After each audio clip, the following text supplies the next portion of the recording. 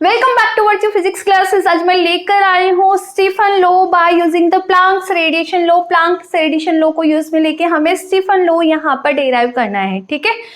तो सबसे पहले आप मुझे स्टीफन लॉ बताओ कि स्टीफन लॉ होता क्या है। एनर्जी पर यूनिट एरिया पर यूनिट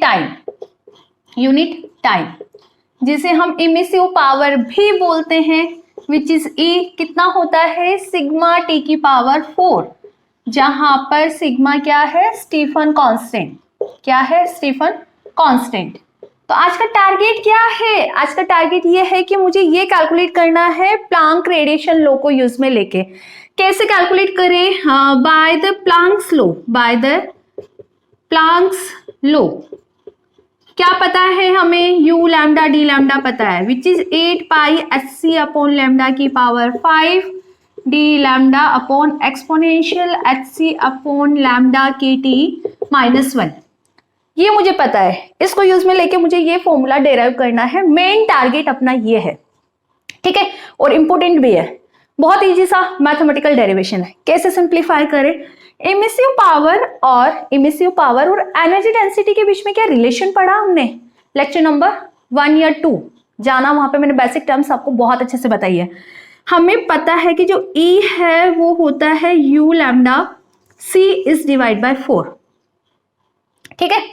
वहां पे जो u होती है वो होती है टोटल एनर्जी डेंसिटी, ठीक है, ये होता है।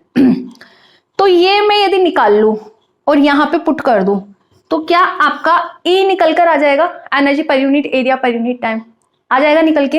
अब इसको कैसे कैलकुलेट करें?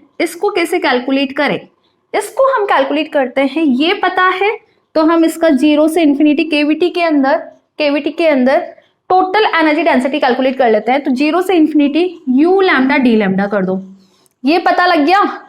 तो हम यहां से ये निकाल लेंगे और ये निकाल लेंगे तो आपका आंसर जो टारगेट है वो ही आ जाएगा, ठीक है।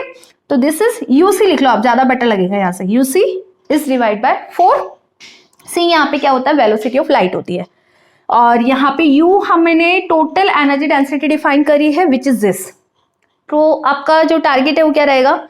ये वैल्यू गिवन है, इसका आपको करना है, क्या करना है? इसका आपको करना है इंटीग्रेशन। कर दे, पुट कर दे, करो। 0 से infinity 8 pi hc upon lambda की पावर 5, ये कंप्लीट वैल्यू पुट कर दो। D lambda exponential hc upon lambda के टी -1, ठीक है। अब इंटीग्रेशन कैसे करें? इंटीग्रेशन के लिए आप यहाँ पे कंसीडर करो, here we consider hc upon lambda के टी इक्वल टू x। तो बेटा यहां से hc upon x k t को आप क्या बोल दोगे? लैम्डा, ठीक है। तो क्या हम डी लैम्डा कैलकुलेट कर सकते हैं? यहां से कर सकते हैं। x के रिस्पेक्ट में हम इसका डिफरेंशिएशन करते तो D lambda by D x कितना आएगा? hc अपॉन माइनस का एक्स स्क्वायर के टी, 1/x का कितना होगा? माइनस का 1/x स्क्वायर, ठीक है।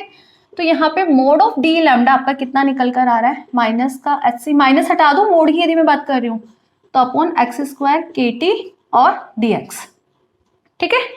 तो डी लैम्डा को मैंने dx की फॉर्म में निकाल लिया, कोई बात नहीं, निकाल लिया। इसको मैं x लिख सकती हूँ, यस लिख सकती हूँ। लैम्डा ये रहा तो मैं इसको भी x की फॉर्म में लिख सकती हूँ। तो क्यों ना मैं इस फॉर्मूला को कंप्लीटली x की फॉर्म में ही राइट डाउन कर लूँ, तो अपना इंटीग्रेशन करना इजी रहेगा। कैसे इजी रहेगा? यहाँ पे पुट करो वैल्यूज, पुट करो, आप खुद से पुट करो, करते जाओ आप भी simplify. u lambda d lambda 0 से इंफिनिटी 8 पाई hc लैम्डा की पावर 5, क्या लिखूं? hc upon x k T की पावर 5। होगा नहीं होगा? होगा ना, ठीक है। आगे बढ़ो। यहाँ पे मोड ऑफ डी लैम्डा आता है, तो माइनस साइन को मैंने नेग्लेक्ट कर दिया। तो hc अपॉन एक्स स्क्वायर के टी ये टर्म है, और आपके पास यहाँ पे dx है, इसके डिनोमिनेटर में है एक्सपोनेंशियल x -1। ये फॉर्मूला मेरा बन रहा है, इसको सिंप्लीफाई कर लेते हैं। u lambda d lambda 8 pi hc, जो टर्म्स कैंसिल हो रही कैंसिल कर देते हैं। कैसे? 8 पाई एच सी, ये इसके डिनोमिनेटर में तो ऊपर जाएगी, ठीक है। तो x की पावर 5, k की पावर 5, t की पावर 5, यहां तक मुझे समझ आ रहा है। नीचे है h की पावर 5, c की पावर 5, ठीक है। इसको भी सिंप्लीफाई कर लेते हैं। यहाँ पे है एच सी अपॉन, आपके पास है एक्स स्क्वायर के टी, ठीक है, और वैल्यू है D x upon exponential x -1, ठीक है। ये ओवरऑल आपका टर्म बन रहा है। तो जो कैंसिल हो रहा है कैंसिल कर देते हैं। तो क्या एक्सप्रेशन आपका छोटा सा बन रहा है, u लैम्डा डी लैम्डा। 8 किसी से कैंसिल नहीं हो रहा, पाई भी कैंसिल नहीं हो रहा, तो ये लो 8 पाई तो मैंने लिख दिया। एच स्क्वायर सी स्क्वायर है, तो नीचे आपके पास क्या रहेगी value, H cube C cube, ठीक है।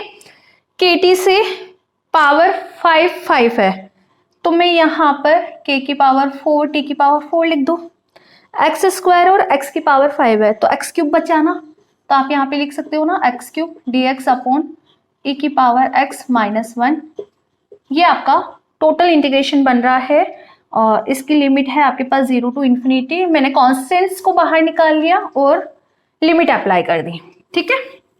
यहाँ तो कोई डाउट है क्या, 8 पाई k की पावर 4, t की power 4, h cube c cube, ठीक है। ये जो वैल्यूज थी वो मैंने कॉन्स्टेंट्स बाहर निकाल दी। अब इस इंटीग्रेशन की बात करते हैं, 0 to infinity x cube upon e की पावर -x, e की पावर x -1 dx। ये है आपका स्टैंडर्ड इंटीग्रेशन, जिसे हम जीटा फंक्शन से सिंप्लीफाई करते हैं। इसकी वैल्यू आप डायरेक्ट लर्न कर लो, पाई की पावर 4 इज डिवाइड बाय 15, ठीक है। If we put this value, तो u लैम्डा डी लैम्डा कितना आ रहा है आपका, u इक्वल टू 0 से इन्फिनिटी, 0 से इन्फिनिटी u, ये चल रहा है बेटा आपका, है ना। u इक्वल टू ये चल रहा है आपका 0 से इन्फिनिटी। तो आपका कितना आ रहा है, पुट कर दो ना, 8 पाई k की पावर 4, t की power 4, h cube c cube, it's multiply pi की power 4 is divide by 15। Clear है? ओके, आगे इसको सिंप्लीफाई कर लो। 8 इज डिवाइड बाय 15, पाई की पावर 5, k की power 4 is divide by c cube और t की पावर 4। ये वैल्यू मेरे पास u की आ गई, u की आ गई तो इमेज u पावर पता है हमें, वी नो कि जो e है वो क्या है, u c is divide by 4। तो पुट कर दो यहाँ पे u की value, 8 is divide by 15, pi की पावर 5, k की power 4 upon c cube, t की power 4, it's multiply c by 4। 4 से 8 में कितना बचा, ओनली 2।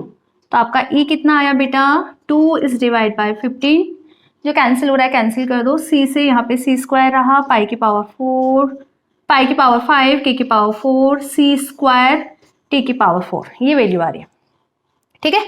एक बार जल्दी से रिकॉल कर लेते हैं, 8 पाई k की पावर 4, t की पावर 4 इन दिस, इसका हमने पाई की पावर 4 इज डिवाइड बाय 15 रखा, पाई की पावर 5 हो गया, डिवाइड में 15 आ गया, c क्यूब ऑलरेडी है। U c is divide by 4 formula होता है, u की वैल्यू मैंने यहाँ पे पुट कर दी, it's multiply by c by 4, ठीक है। तो c की पावर 2 रह गई, ये क्या है, कांस्टेंट क्वांटिटी, इसे हम रिप्रेजेंट कर रहे हैं सिग्मा से, तो सिग्मा t की पावर 4, और सिग्मा आपका निकल कर आ रहा है 2 इज डिवाइड बाय 15, पाई की पावर 5, k की power 4 is divide by c square. इसे हम बोलते हैं स्टीफन कांस्टेंट। क्या बोलते हैं, स्टीफन कांस्टेंट, ठीक है। और E equal to sigma t की power 4, this is Stefan law, this is Stefan law. आ गया? तो इस तरह से थोड़ी सी हमने मैथमेटिकल कैलकुलेशन करी है यहाँ पे, और इजीली हमारा आंसर निकल कर आ गया। मिलते हैं नेक्स्ट लेक्चर में। अभी तो हमें विन्स लॉ और डेराइव करना है bye using the planks law. इसको एक बार लिख लेना पूरा और अच्छे से एक बार रिकॉल कर लेना, टफ नहीं है, बहुत इजी सा डेरिवेशन है, और इजीली आपके एग्जाम में आप अच्छे मार्क्स गेन कर सकते हो। और मैनी ऑफ टाइम पूछा भी गया है, प्लैंक रेडिएशन लॉ को यूज में लेके स्टीफन लॉ डेराइव करो, तो देख लिया आपने कितना इजी सा डेरिवेशन है। तो मिलते हैं नेक्स्ट लेक्चर में एक नए टॉपिक के साथ। Thank you.